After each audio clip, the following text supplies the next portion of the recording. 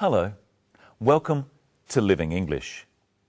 In today's episode, we'll look at words you can use to make plans and invite someone to your house. And we'll be looking at how to talk about the future and what is going to happen. Remember in our last episode of Sisters and Brothers, Anne told John, the private detective, about what happened to her brother. Today, she is at Sarah's office. Here's Sisters and Brothers.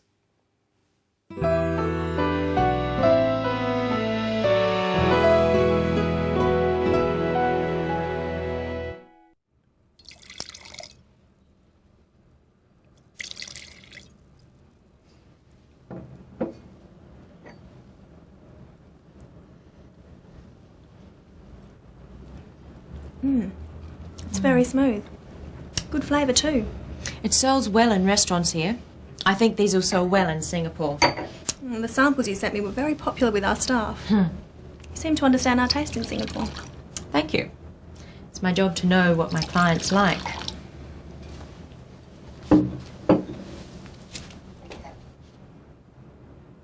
So, are you enjoying the city? It's very nice. What are you going to do tomorrow? I don't know. I'll probably stay in the hotel and relax. Why don't you come to lunch with us at home? Oh, thank you, but you have your family.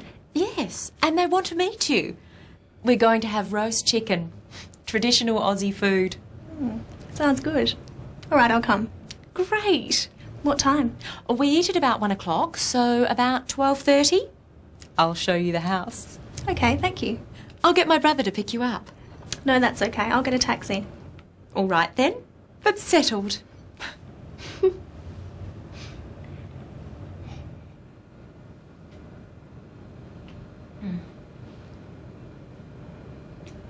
Let's look at how Sarah asks Anne about her plans. What are you going to do tomorrow? I don't know. I'll probably stay in the hotel and relax. Sarah asks, "What are you going to do?" Going to is used to talk about future plans. Repeat the phrase with the clip. What are you going to do tomorrow? Sarah invites Anne to her house. What are they going to have for lunch? Listen. We're going to have roast chicken, traditional Aussie food. They're going to have roast chicken. Let's practice going to. First, the question. What are you going to do tomorrow? Let's ask the question with different subjects. First, he. What is he going to do tomorrow? They. What are they going to do tomorrow? Now, let's look at the answer. Anne is going to relax. So she would say, "I'm going to relax." You try answering the question. What are you going to do tomorrow? I'm going to relax. What is she going to do tomorrow? She's going to relax. What are we going to do tomorrow? We're going to relax. What are they going to do tomorrow? They're going to relax. There's another way of talking about the future, to use the word will. Listen again to what Anne says about her plans for tomorrow. What are you going to do tomorrow? I don't know. I'll probably stay in the hotel and relax. Anne says, "I'll probably stay in the hotel." I'll is short for I will. This is another way of talking about the future. I will do something. Listen to see how many times you can hear I'll in this next clip. We're going to have roast chicken, traditional Aussie food. Sounds good. All right, I'll come. Great. What time? We eat at about 1 o'clock, so about 12:30. I'll show you the house. Okay, thank you. I'll get my brother to pick you up. No, that's okay. I'll get a taxi. So there were 4 wills. I'll come. I'll show you the house. I'll get my brother to pick you up. And I'll get a taxi. And as we've seen before on Living English, I will becomes I'll. So when do you use will and when do you use going to? Notice that all of these actions in the future are single actions.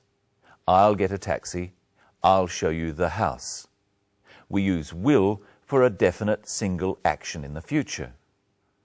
We use going to for less definite or longer actions. What are you going to do tomorrow? Now, let's look at how Sarah invites Anne to her house.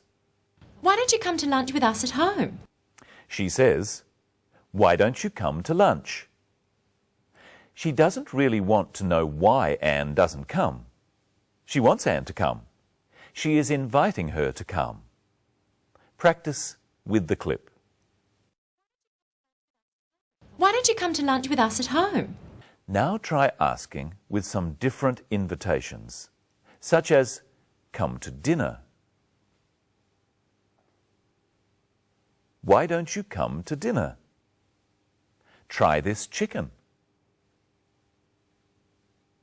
Why don't you try this chicken? Go home. Why don't you go home? Ring me tomorrow. Why don't you ring me tomorrow? All of these are examples of making a suggestion. So if I say, "Why don't you ring me tomorrow?" I want you to ring me tomorrow. I'll ring you tomorrow if you like. Hello, Michelle. Hello. What are we going to talk about today? Well, I've brought my calendar so we can talk about days in the future. First, let's review the days of the week. You say them at home too. Monday, Tuesday, Wednesday, Thursday, Friday, Saturday, Sunday. Brenton, we need to make an appointment to discuss the program. When can we meet? When are you free? Well, I'm free today after this. No, I'm seeing a friend today. What about tomorrow? I'm busy tomorrow, I'm working. What about Wednesday? I'm sorry. I'm going out on Wednesday. What about Saturday? Oh no, on Saturday I'm going to do the shopping. Well, we can't meet this week. What about next week? Well, I'm very busy next week, but I can see you on Monday. Monday it is. It's Monday today, so I'll see you next Monday. Next Monday in a week's time. What time? How about 10 o'clock? Okay, I'll see you at 10 o'clock next Monday morning. That was very difficult. Let's look at how we talk about future dates. First, today. You would say, "I'll see you today," or "I'll see you later today." If it was in the afternoon, we could say, "I'll see you this afternoon." Or if it was in the evening, "I'll see you this evening." Let's say today is Monday. If I can see you on Tuesday, I would say, "I'll see you tomorrow." If I can see you on Wednesday, I could say, "I'll see you the day after tomorrow." Or I could just say, "I'll see you on Wednesday." We use on before the name of any day. And notice how the days have a capital letter. If our appointment is in the week we are in now, I would call it this week. But if it's next week, then I say, I'll see you next week. The same goes for the month. This month is the month that is happening now. Next month is the month after. Or the year. This year, next year. And if I want to say a particular month, I use in. I'll see you in July. I'll see you in December. And when we say a particular time, we use at. I'll see you at 2 o'clock. I'll see you at 4:30. But if we want to say how far in the future the appointment is, we use in. I'll see you in 10 minutes. I'll see you in 2 hours. I'll see you in a week. I'll see you in a month. That sounds complicated, Michelle. Not really. We just have to remember whether to use on, at, or in. Let's practice. I'll say a time and you say, I'll see you on, at, or in that time. You try one, Brenton. Okay. A week. I'll see you in a week. Perfect. Now you try at home. A month. I'll see you in a month. 6 o'clock.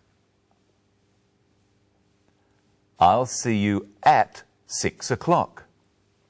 January. I'll see you in January. Thursday. I'll see you on Thursday. 2 years.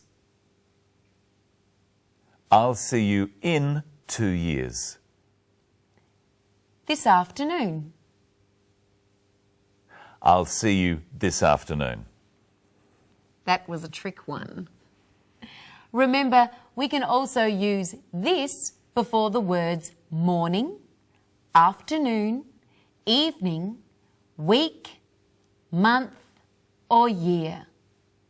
We can say this year or next year, this week or next week, and so on. And that's about all we have today, Brenton.